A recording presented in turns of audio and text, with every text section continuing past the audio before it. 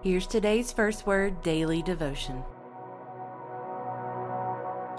On May the 4th, we get to focus today in Judges on one of the most famous judges.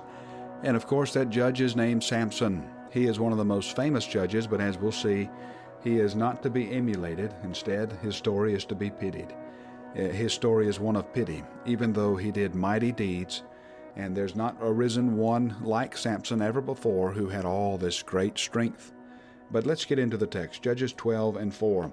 And it's a little bit of a interesting little thing for us. First, we have the Gileadites capturing the fords of the Jordan against the Ephraimites. Here I am struggling, and that's funny because you'll see why. Against the Ephraimites, and when any of the fugitives of Ephraim said, "Let me go over," the men of Gilead said to him, "Are you an Ephraimite?" When he said no, they said to him, "Say Shibboleth," and he said Sibboleth, for he could not pronounce it right. So in other words, we better get the names of the biblical characters right. People may be able to tell the difference in who you are, but anyway, that's just an interesting little thing. But let's turn over to Judges, this chapter here that begins, chapter 13, that begins the story of Samson. And look at the way the story of Samson begins. The people of Israel again did what was evil in the sight of the Lord. So the Lord gave them into the hands of the Philistines for 40 years. And not only remember the pattern of the judges, again, remember the pattern of the whole Bible. Remember the plot points. In particular, remember Genesis 3, where it says that a seed of the woman is going to come and crush the head of the enemies of God. And so here's who we're introduced to.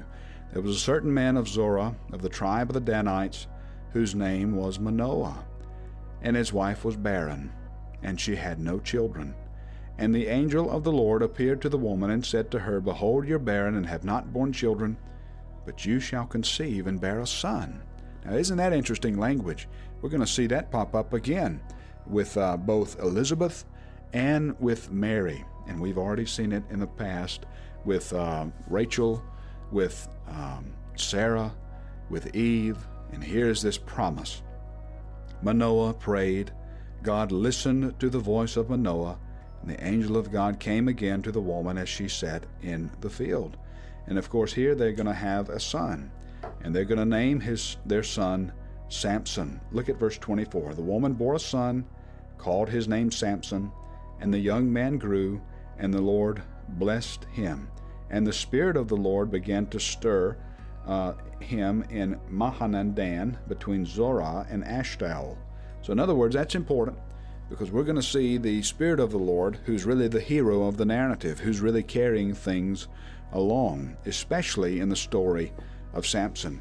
And we have right away Samson, who's flawed from the first, even though he has good intentions. He wants to marry a Philistine, and of course that's forbidden.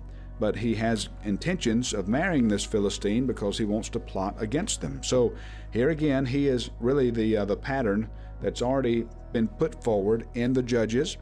Remember, the pattern of the Judges is that everyone does what's right in their own eyes. Samson here has good intentions, but bad methods. He's flawed even from the first. And here we have in verse 6, pay attention here, the Spirit of the Lord rushed upon him. We're going to see the Spirit of the Lord really take a pivotal role in the life of Samson. Here it is mentioned again at verse 19, the Spirit of the Lord rushed upon him. Oh, before we get down to verse 19, let me point out to you in verse 14, this reference to 3 days. Don't miss this reference, 3 days. And then we have, on the heels of this story of Samson, we have this beautiful contrast in John chapter 10. Where we see Jesus is the good shepherd. And that's a great contrast to one of these famous Old Testament characters named Samson. Truly, Jesus is better. Look at what he says in verse 10. The thief comes only to steal and kill and destroy. I came that they may have life, and they may have life more abundantly. I am the good shepherd. The good shepherd lays down his life for his sheep. Oh, truly the pattern of our life must be Jesus and no one else. But let's turn over to Psalm 113. And again, we see this pattern repeated of praise the Lord. The Psalms are really calling us to praise the Lord. From the rising of the sun to its setting, the name of the Lord is to be praised. And so here we are patterning our reading here we are patterning our day according to reading the Bible. And why are we doing that? We're doing that so that we'll live out Psalm 113, from the rising of the sun to its setting, the name of the Lord is to be praised. And look at Psalm 113, verse 9. Here we again recapitulate or relive the story of Samson and so many more. He gives the barren woman a home, making her the joyous mother of children. Praise the Lord. And we can say that that's a reference, of course, to all those in the Bible who trust in the Lord. But in our minds today, on this 4th day of May, we remember Manoah's wife, or we should say Samson's mama.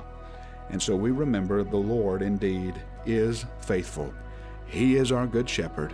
We pattern our lives after His good, because from the rising of the sun to the going down of the same, the name of the Lord is to be praised. And it's my prayer that the Lord will find you on this day, from its rising of the sun to the setting. The Lord would find you praising the Lord.